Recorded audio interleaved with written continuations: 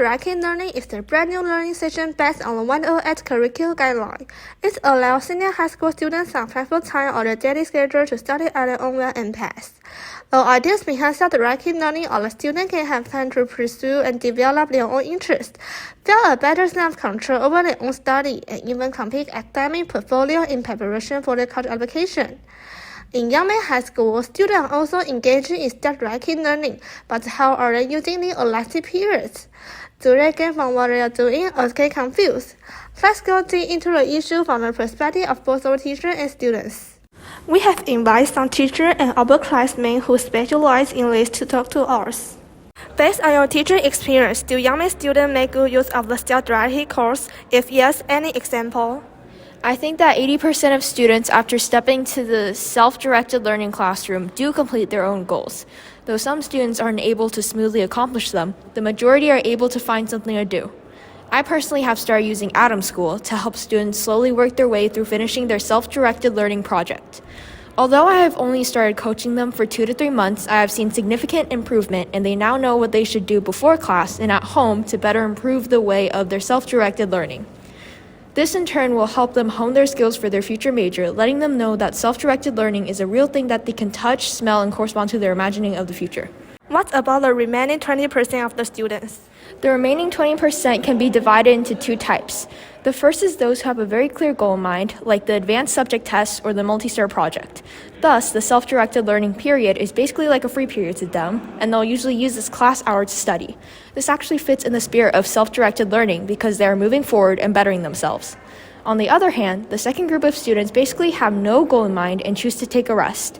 Sometimes I'll have them exercise in class so that at least they'll get in shape. Basically, that means that everyone will have something to do during this hour and finish their task.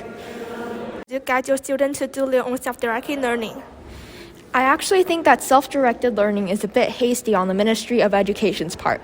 How could they wish that a student accomplishes this on their own? I think that this is a bit too difficult.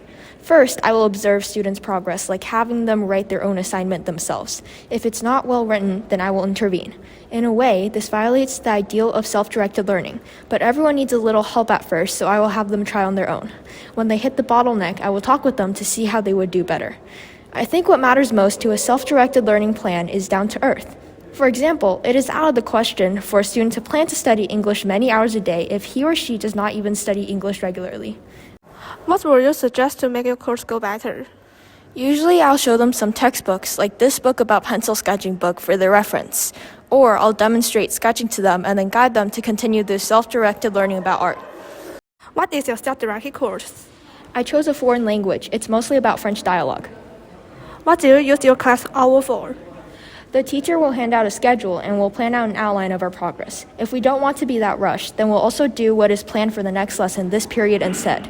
Presuming that we finish what needs to be done before class is over, then we can ask the teacher what needs to be changed about the current project. Or we can also share with the teacher our thoughts and what we'd experienced this lesson. Successful self-directed learning according to Principle Zhou involves 3 main steps. First, it should be initiated by the student's own sense of unsatisfaction, whether it's be learning of a particular subject or curiosity about things around them. Then, a learning goal is set. Third, a plan is made up, executed and adjusted in the course of approaching the goal with the teacher guidance. Therefore, if you need time to work on your own learning business and expect to become an autonomous learner, self-directed learning be your cup of tea. This is a report from YMBN correspondent Annie, Zoe, and Sandy.